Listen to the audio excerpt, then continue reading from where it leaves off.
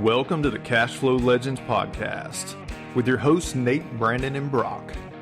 Remember, our insights are not direct financial advice, so consult with your financial team before making any decisions based on the topics discussed in this show. Welcome back to Cash Flow Legends. I'm excited to be here and talk about a thought that really permeates through the whole financial world and how we think about money.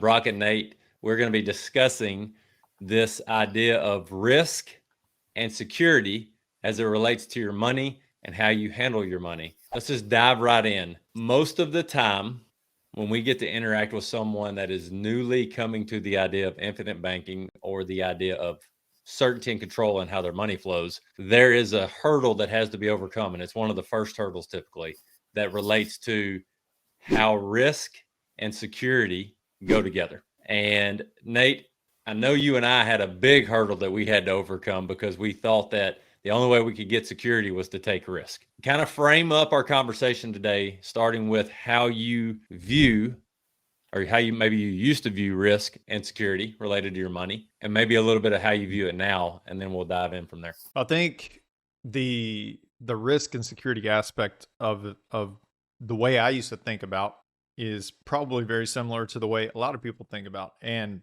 I say that because yesterday I had a conversation with a doctor and we went through his financial plan as far as how we were going to reposition, reallocate, and actually put him in a very positive position and give him a lot of certainty and control. And the question was posed to him, is there any reason why you wouldn't want to do this? And he said, the only reason I can think of is really stupid. What I'm doing now is mindless. I don't have to think about it. And most people believe today is that giving someone else sort of transferring that control and transferring that responsibility over to someone else gives us the greater chance of winning, gives us a greater chance of security and things like that. But it only takes a little bit of education and a little bit of understanding as far as how money works in order for you to understand that that certainty and control and responsibility really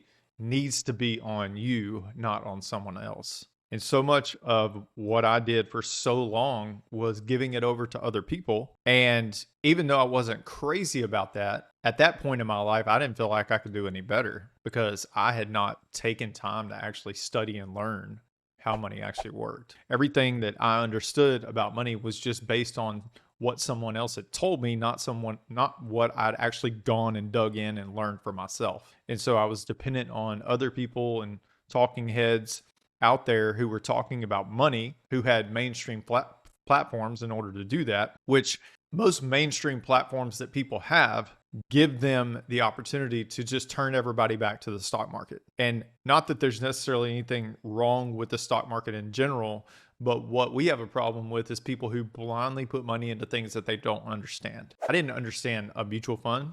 I just knew I put money into it and it could grow, or it was supposed to grow. But I didn't really understand what that was about. I felt secure in what I was doing. I felt like it was fairly low risk in what I was doing. But once I actually pulled the curtain back and started to understand, I realized that, wow, I was completely subject to someone else's decisions as far as what they were going to do with that ultimately. And so the security and risk, aspect of our financial life really boils down to what is your level of education and what is your level of certainty and control in what you're doing. And we talk about so often, like investments specifically, the biggest risk of any investment is how we understand it, is our education in that investment. And just because I can put money into one thing and it do really well doesn't necessarily mean that somebody else is going to have the same result, because I might understand something that they don't understand. So anyways, I think that whole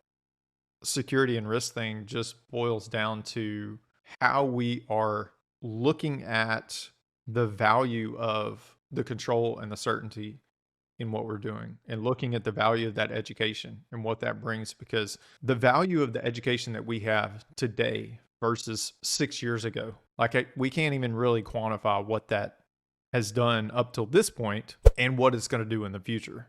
Right. What do you think?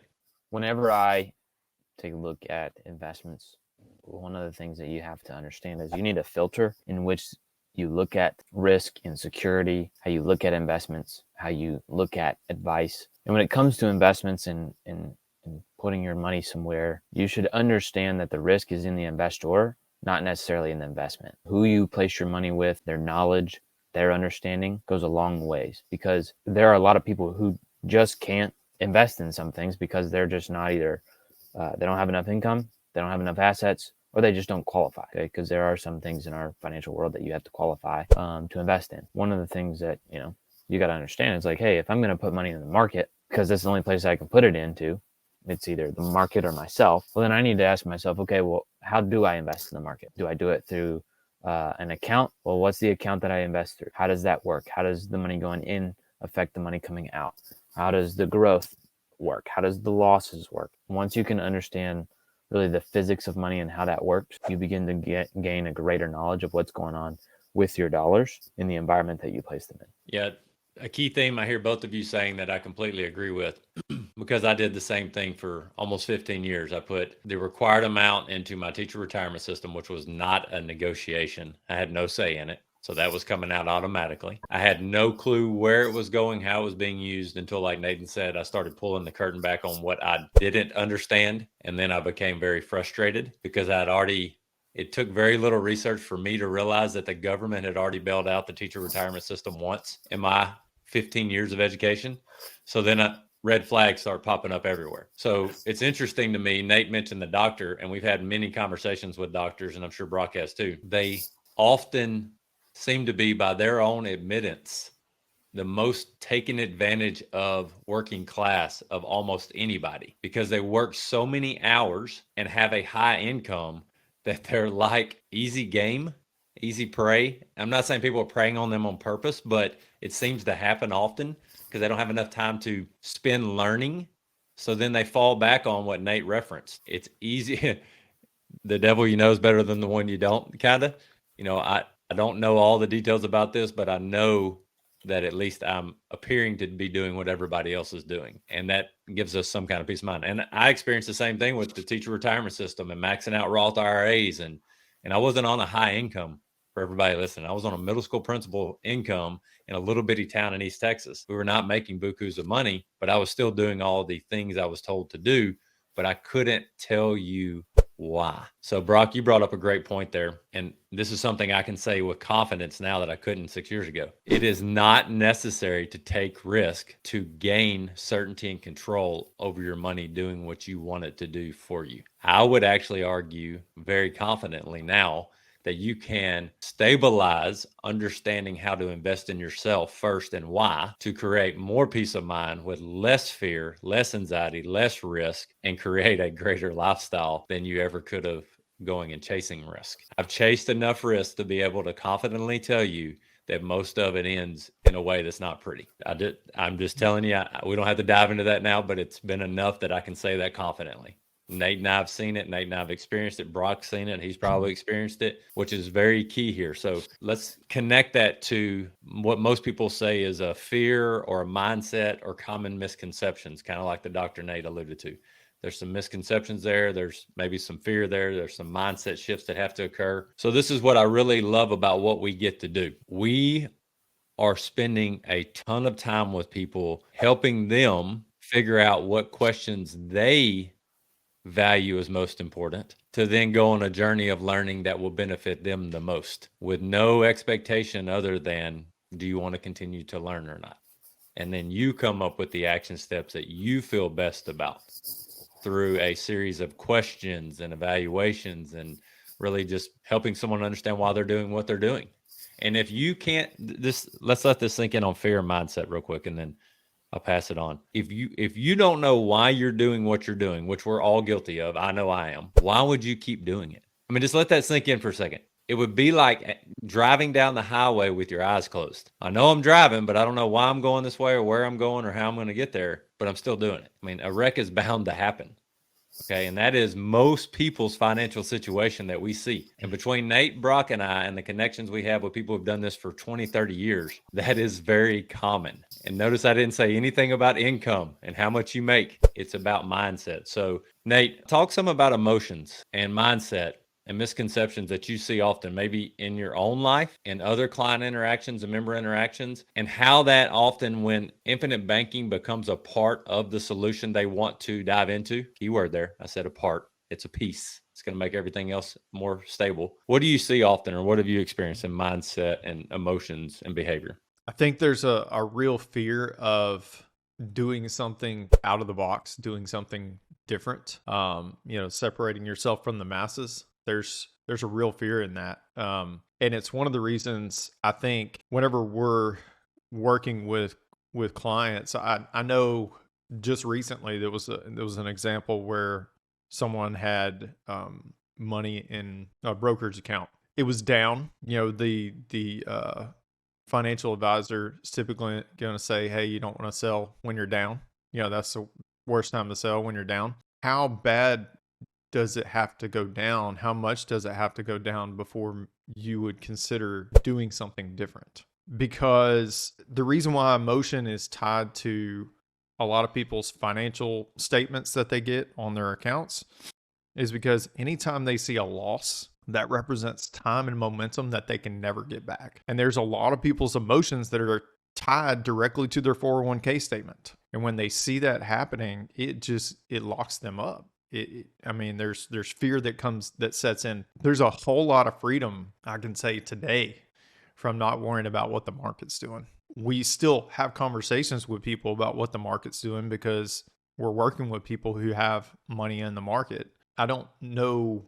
I can't really empathize in the middle of that conversation. I can't really empathize with losing money in the market because that's not something that I pay attention to anymore. It's not something that I'm dependent on. But this risk profile that people are participating in, the further away that we move our money away from us, the more hands that it has to pass through in order to get a return or something like that, the more risks that we tend to take on. That's why we talk about, we like to put money into things that we have some level of control over, that we can make decisions in those things. And when you look at the risk profile of becoming your own banker, taking control through the infinite banking concept, some of the questions that we get sometimes is, what's the risk with infinite banking? The biggest risk with infinite banking is your behavior in terms of how you treat your system. I think that's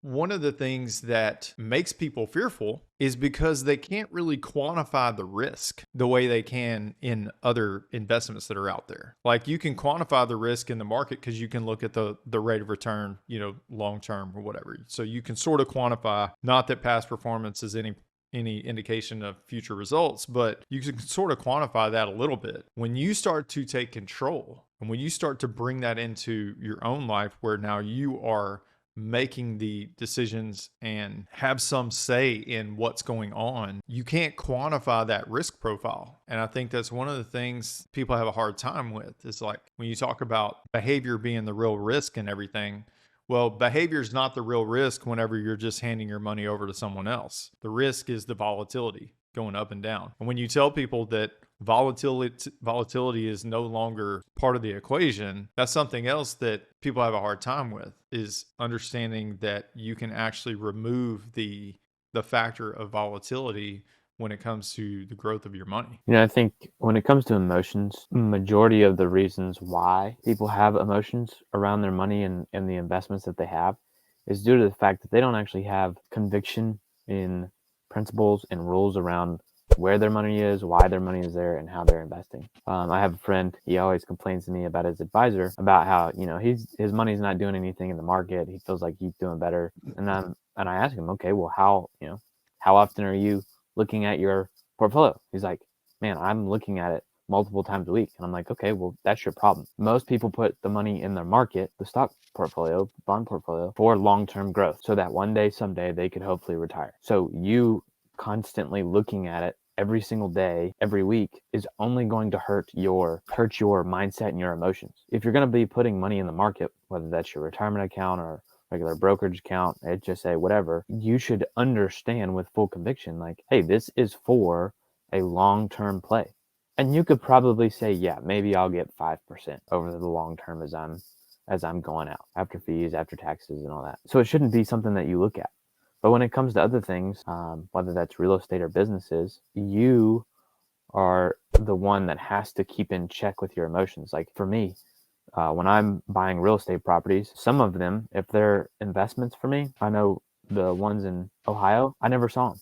I didn't need to because I trusted the partner that was doing it with me, and I understood, and I knew that he was on the ground, he's seen it, he's walked through it, he knows the numbers, and I was able to fund it, and we knew how it worked, and we would be able to check in. So I had checks and balances and rules to not only help with the investment, but also help with my emotions. I think that the only reason that a lot of people have massive emotions around their finances is one, because they're on this race to 65 and they're trying to make sure that they have a big enough nest egg when they get there. And the second would be they don't actually have conviction, knowledge, principles, rules around how they're handling their money and why. And if you can begin to implement those and review those and understand why you're doing the things you're doing with your money, that would help eliminate a lot of the emotional roller coaster that you have with your money. So true. I think about it this way in the examples you guys have just given, and real life examples from members of both of our practices. When you're able to sit down and visit with someone about their current flow of money in their life, no matter how it's flowing, and I'm talking about all the way from how they're protecting themselves with their insurance, wills, and trust, how money flows as far as where they save it, when they save it, why they save it, who they save it with, and you put all that on a clear playing board, and you go, okay, is this for sure all your moving pieces? And they go, yes. And then you start asking questions of, okay, where do you want to get on this playing board? I really want to be over here by this time. I can tell you this unequivocally, every time that those questions come up, the person's idea of how long it's going to take them to get there is around 65. Okay, if they're in the traditional mindset, traditional retirement savings, those kind of things. I see it over and over again. We all do. Then you ask a question of, okay, with all these moving pieces, are you certain you're going to get there? And are you going to get there with the amount of resources that will allow you to live the next 20, 30, 40 years the way you want to? And the answer is almost always no, I'm not certain. So then if you zoom back out and you go, okay, if we can take all these moving pieces and we can show you why you would want to do certain things and you be at peace with it to allow you to get to those places, and most likely much sooner, is there any reason you wouldn't want to? And the answer is always no, there's no reason. Except when we start telling them the vehicles of how to do that and through what, and then all these half-truths or misconceptions come in, and now they got to start going through the mental hurdles of, ooh, what do I really believe about whole life insurance? Where did my belief system come from that? Why do I have this misconception? Where did I get it from? What did my advisor say? All these things start coming up, and that doesn't scare us or concern us in our conversations every day, because I went through this, Nate went through this. Okay, what it does is it allows to ask more deep and probing questions, which then gets you to the root of why are you doing what you're doing. And Brock, you say this a lot, your dad says it, we say it now. There's a big difference in statement wealth and contract wealth. And I can tell you with certainty, and we can touch on this real quick, I want as much contract wealth as I can possibly get. Statement wealth is just a piece of paper until I put it to work. So like James Nethery said at the think tank a year or two ago, he said, you only realize the need for certainty and control of your capital when you see something that's a great opportunity and you want to take action on it, and you can or can't. So that's one way.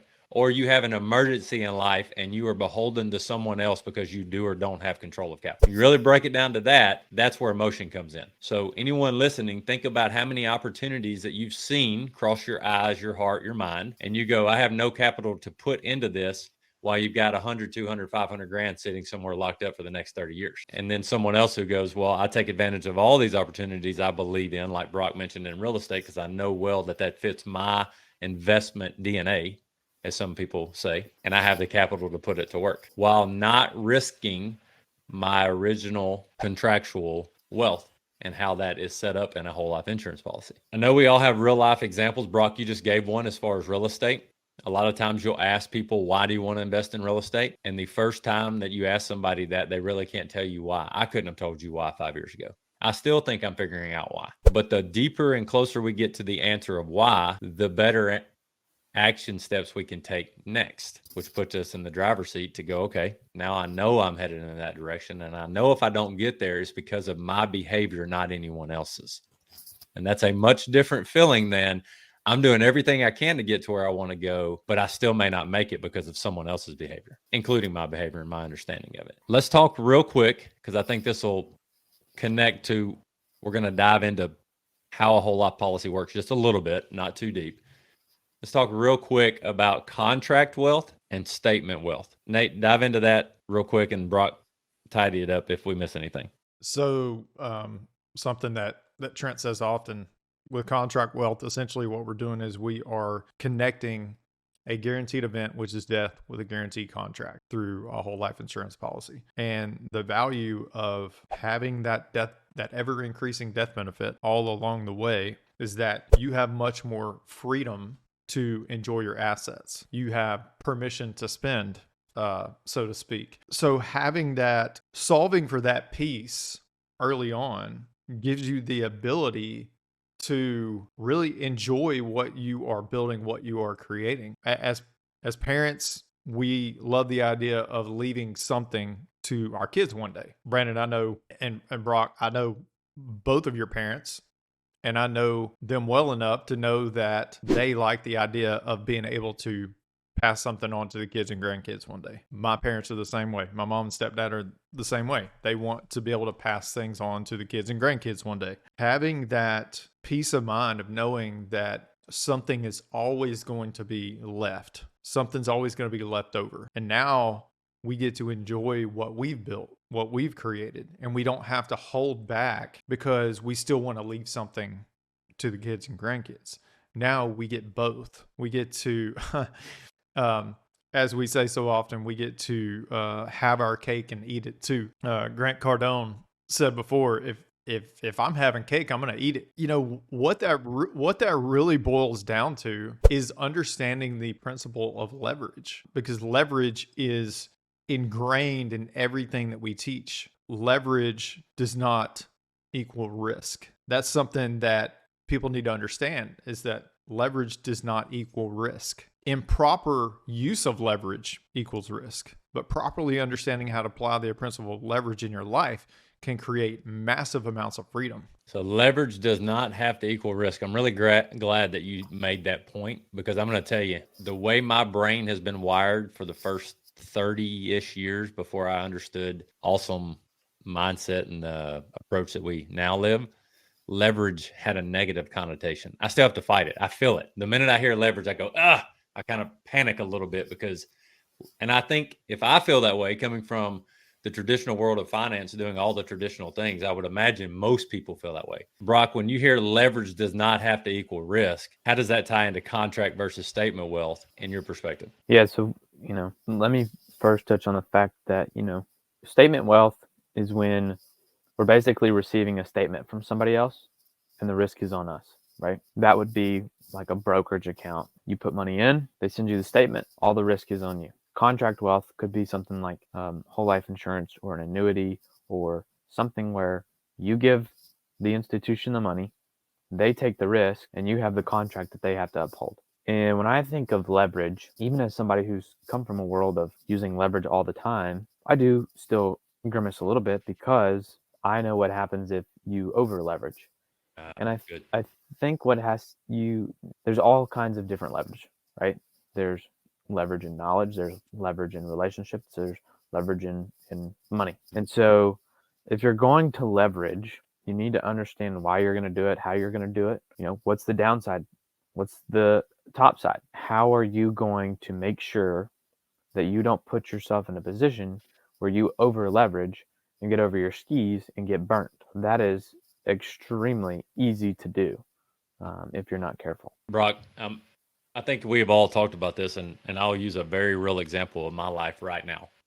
We've done several fix and flips in other parts of the country, in the U.S., and several of them have gone great. No issues, no hiccups. And When things go great, you think you have good systems in place. When poop hits the fan, you realize very quick that your systems suck at worst, or at best, they need a lot of refining. The amount of bandwidth it has taken for me, my brother, our investors on these two deals that I'm thinking about has made it much more clear for what the rules will be and how I invest moving forward. So, Brock, you just said something. You said getting over leveraged is probably, I'm paraphrasing, probably the more concerning thing than really panicking about the word leverage. I think that's really a good example of what I'm feeling also, because I'm experiencing getting over leveraged, and that's not a comfortable feeling. But being over leveraged could happen whether I'm using policy loans or bank loans or private investor loans, or a combination of all three, which is the case in this example. I can tell you for sure the part of the investments, the fix and flips that are tied to policy loans, I'm way less stressed about. And I think there's a great lesson in there. Your dad says this often, and I'm experiencing it, not for the good, but I know how to for the good moving forward. Give me 3, 4, 5, 6, 7, 8 different 4, 5, 6, 7% rates of return working together all day long over one lump sum rate of return that's 15 to 20 to 25% with all the risk associated to it. So this is what I mean by that, to bring it back to contract wealth or statement wealth. Contractually, because I have whole life insurance policies that give me the permission to borrow against keyword, the cash value that I've created by how I've made deposits into my systems, gives me the freedom to determine what investments it goes into and how and when and why and where I use them and repay them. All the while, my contract is still growing the original deposits, premiums paid into those whole life policies contractually, guaranteed. So even though this investment has really been a kick in the groin and not been fun, if the good Lord took me today, I have so much peace of mind knowing, because I've captured what insurance companies will allow me to be insured for, which is maximally the most they'll allow me for based off 100 years of data. It's so freeing to know, even though I chased risk and didn't do it well in these projects, if the good Lord takes me today, my family will have to worry about nothing. That burden will not continue. It will, in fact, be wiped away easily. They can clear it and be well off, hopefully with the knowledge of what to do with it, with the connections I've made over the years and who that they know to go to, that I'm continuing to refine. The whole idea of security and risk is really just what we think we know about how money really works. And one of the things that I think that we do that is so fun, probably makes it one of the best parts of my job every day, is when somebody's eyes light up and go, I can create the life I want for the purpose that I know I'm called for, with less risk, more certainty, more control, and it's probably going to happen faster because the creative juices start flowing because the risk is removed. That there's no better feeling. I'm getting chills saying it in my world, to see people's eyes go, I don't have to do what I'm doing, or I can keep doing what I'm doing with the peace of mind that I'm headed in the right direction. I want to touch on a point real quick of the historical prowess or impact that whole life insurance companies have, that I just don't think most people understand how stable they are. Y'all give just a quick note, if you will, of the impact of a whole life insurance company that's been around forever and the stability of it. So one thing that I think is important for people to understand is that banks actually, contrary to what Dave Ramsey has said on the air, banks actually do own whole life insurance. They own billions and billions of dollars of whole life insurance. It is their tier one asset, which means it's the most stable asset they can list on their balance sheet. That's important to understand. These mutual insurance companies are probably the most financially stable institutions in the last 150 years, because you go all the way back to depressions and recessions, when banks are like tightening up and not loaning money to people. These mutual insurance companies are still posting profits and paying dividends to their customers and still loaning money to their customers during this time. There's so much more peace of mind today for me, knowing that I'm with a institution that has that type of track record, something that is a backdrop that I can depend on, that I don't have to go to sleep at night wondering if the stock market's going to tank tomorrow and all my money's going to be gone. Yeah, the track record and the history of the life insurance industry, I think, is really powerful, and it's something that's often misunderstood. Yeah, I would add to that there's a big difference in the life insurance companies that you use. There's a difference between a stock insurance company like a Primerica, Prudential, Pacific Life, that type, compared to mutual insurance companies, which are your Penn Mutuals, New York Life, your Guardian, your Mass Mutual, those type companies. And the difference being that mutual companies are private companies. And like, for example, Penn Mutual has been around since 1847. Well, they're not having to report to the stock market every 90 days on what they're doing, how they're doing, what they're up to. They get to invest on much longer time horizons, and they get to invest in a more secure way, I would say, than what a typical stock insurance company might be able to do. Stock insurance companies may be bigger, but what we see is that often, the private mutual companies are more stable. They've gone throughout it all the time, throughout our entire country. Like Penn Mutual, for example, they haven't ever missed a dividend in 176 years. The only time that they didn't pay one out was the year of the Civil War, and instead of paying it that year, they paid it the next year. You have all of these different things that they've been through and been able to stabilize through and continue growing. And I think that's just a testament to where things are going. And if you wanted to go look up what Nate was talking about with the banks and them buying life insurance assets, you can go to the FDIC.gov and pick your bank and go to line 41 on their balance sheet, and you will see life insurance assets. Love it. So one of the key things I hear people say often, I think I even said it early on in my journey, is, well, I'm a numbers guy.